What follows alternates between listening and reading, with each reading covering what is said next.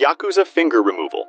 Also known as yubitsum, it's a ritual done to gain forgiveness after a member committed an offense to someone else in his group, and it consists of amputating portions of one's own little finger to show sincere apology and remorse to the other. I've put this one as the least painful because it doesn't usually cause lifelong lasting pain, and it isn't deadly, unlike the brutal ones further down the list. Bastinado. Bastinado consists of beating the victim with a light rod, knotted cord, or lash, exclusively on the feet. Unlike most types of flogging, it is meant more to be painful than to cause actual injury, even though if done too harshly or for too long, it might cause the victim to not be able to walk anymore. This one is also not deadly. Pitch capping. Pitch capping involves pouring hot pitch or tar into a conical paper cap and forcing it onto the victim's head. The pitch was allowed to cool, and the cap was ripped off, removing skin and tissue from the victim's scalp, scarring him for life. It wasn't usually done with the intention of killing, but deadly infections after this weren't that uncommon. Elephant's foot.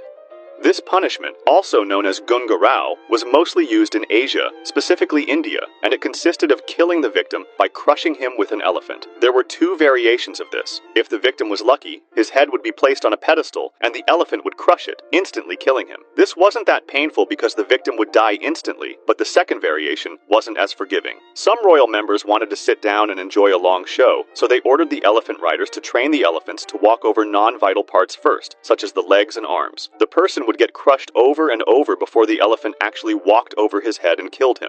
Poina cully.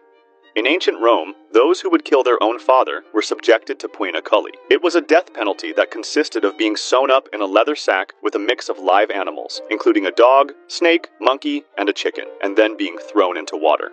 Roman decimation. In ancient Rome, when military units or a large group were guilty of capital offenses, such as cowardice, mutiny, or desertion, they went through the process of decimation. A cohort of roughly 480 soldiers that needed to be punished was divided into groups of 10, and each group drew lots randomly. The soldier who picked the shortest straw had to be killed by his 9 friends, often by stoning, clubbing, or stabbing, while the 9 surviving ones had to stay outside the fortified security of the camp for some time. Since the killed victim was chosen randomly, all soldiers in the group were potentially liable for execution, regardless of how guilty they were. Blowing from a gun. Blowing from a gun is a method of execution in which the victim is typically tied to the mouth of a cannon, which is then fired, resulting in instant death. A description of what happens was given by an English soldier in the 19th century, and he said that the victim's head goes straight up into the air for about 40 or 50 feet. The arms fly off right and left, high up in the air, and fall at around 100 yards distance, while the legs drop to the ground beneath the muzzle of the gun. It's this low on the list because the victim probably doesn't feel a thing, as his death is instant. Basil II's blind journey. Byzantine Emperor Basil II reportedly captured 15,000 Bulgarians during the Battle of Clydon, so he decided to use them as a message to their homeland. He divided the prisoners into groups of 100, and then he had 99 out of every 100 blinded, with the 100th man being blinded in only one eye, so that he could still lead the other 99 back home. Bulgarian Tsar Samuel died of a heart attack on October 6, 1014, reportedly due to seeing his soldiers blinded. Castor oil poop barrels. Making someone drink a lot of castor oil caused stomach pain and made them so sick that they could no longer hold their poop together. They would then put the person in a big human-sized barrel and remove them when the person confessed. This could even go as far as leaving the person to drown in their own body fluids inside the barrel if he didn't cooperate. Immurement. Immurement was used both as an execution method and as a lifelong imprisonment method. It consisted of putting someone in an enclosed space and really tight space, such as behind a wall, for the rest of his life. If it was used as an execution method, the person would be left to starve to death, while if it was used as imprisonment, they would regularly give the victim food. Rack. The person would be forced to lay on a rectangle-shaped wooden rack that stretched the victim's body by pulling the arms and legs in opposite directions. It caused incredible pain and could lead to dislocated limbs and torn ligaments. It was mainly used as a method to get information, but it could also be used to tear the victim's limbs out and leave him bleeding to death. Tarring and feathering. Tarring and feathering is a form of public torture where a victim is stripped naked or stripped to the waist, while wood tar, sometimes hot, is either poured or painted onto the person. After that, the victim would have feathers thrown onto him, or he was rolled around on a pile of feathers so that they stuck to the tar. This would not only cause extreme burns to the victim's skin, permanently scarring him, but also psychologically humiliate him in public, as he was meant to look like a giant chicken walking around the street. Choke pear. It was a metal tool that was put into someone's mouth or booty hole and then made bigger on purpose. The tool would stretch the tissue to the point of no return. Aztecs' live heart removal.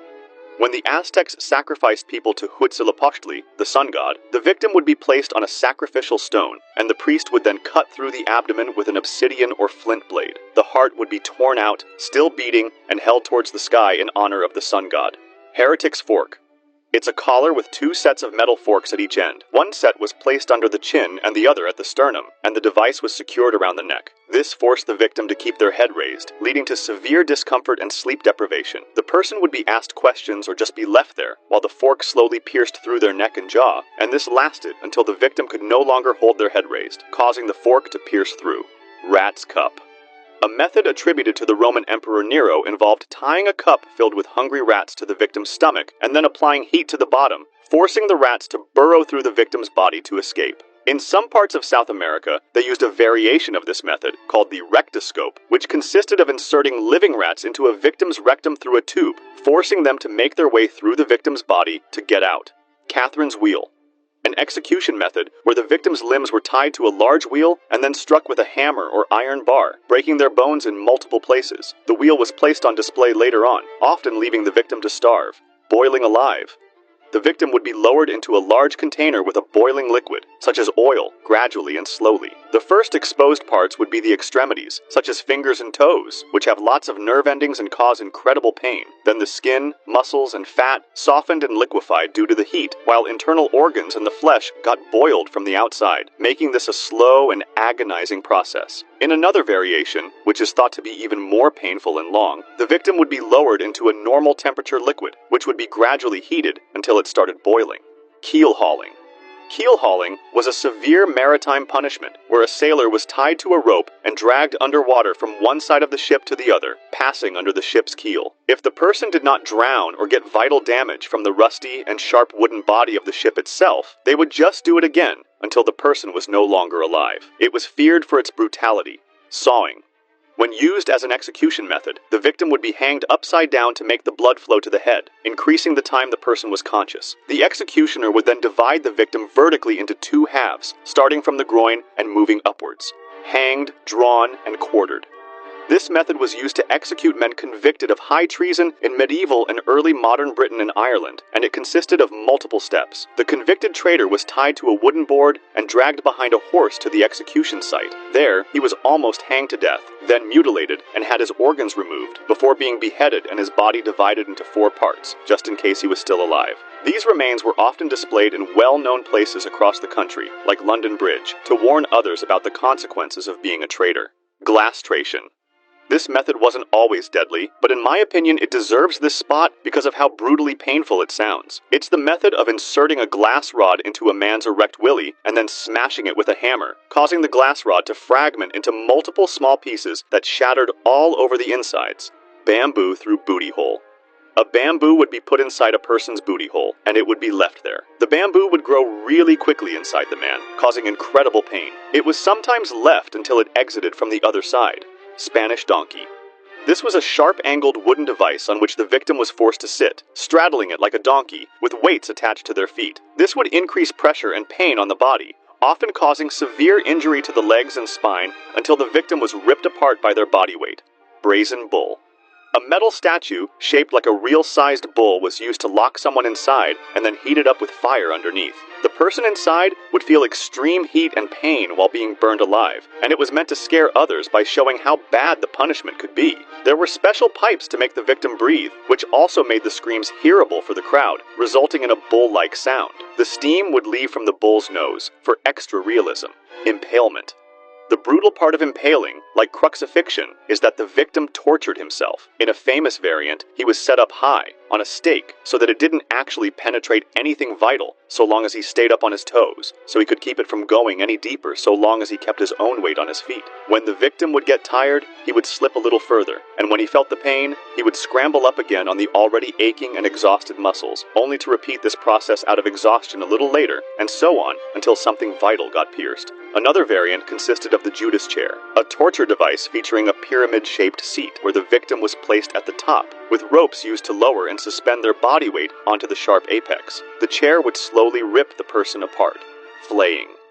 Flaying was a gruesome method where the skin was removed from the body while the victim was still alive. This extreme form of torture was used to cause intense, slow pain and suffering, eventually leading to death through shock or infection. The skin, lacking major blood vessels, did not cause rapid blood loss, so victims could remain conscious and endure prolonged agony. It was often considered a meticulous process, requiring precision and skill from the executioner, and rather than removing the skin in pieces, cultures sought methods to flay the victim more efficiently and completely, sometimes using substances like boiling water to facilitate the process. Blood eagle. This one was a brutal ritual where the victim's ribs were cut from the spine and spread out to resemble wings, while the lungs were pulled through the openings, causing a slow, agonizing death. It's short, but it's one of the most brutal ones, in my opinion. Lingqi. Also known as death by 1,000 cuts, it was a famous method used in China to prolong the suffering for as long as possible. There were multiple variations of this method, even though almost all of them included cutting the skin deep enough to cause incredible pain, but not deep enough to allow the victim to lose blood. In one variation, the victim was restrained, and an executioner would pull knives out at random, each with a body part on it. Left forearm, right thigh, left foot, neck, etc.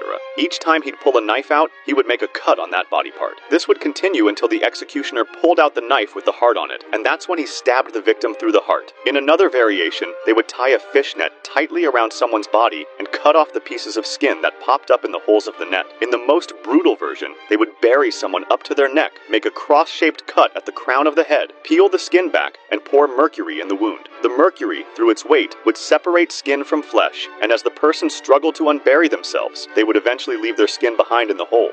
Scaphism. This one is considered by many to be the worst execution method. In this punishment, the condemned person was placed inside a boat or between two boats, lying on their back with their arms and legs protruding through holes. They were force-fed large amounts of milk and honey, which induced severe diarrhea, and their entire body was smeared with the same mixture. This made them attractive to rodents, bugs, wasps, bees, flies, and whatever other animals lived near the lake. They would eat and bite at the victim's flesh, and when the next morning arrived, the boat would be brought back to the coast, and they would force-feed him another gigantic meal of milk and honey, also placing it on him once more. This was done on a daily basis to prolong the punishment for as long as possible. It was reported that the rats would usually try to go into the person's booty hole, and that the method was so long that it seemed to have no end, with a person surviving 17 days. This person reportedly had his entire face completely covered with wasp, and his flesh was rotting away, filled with swarms of parasites and worms, all while being covered in his own filth. If you want to discuss this video or suggest an idea for the next one, join my Discord.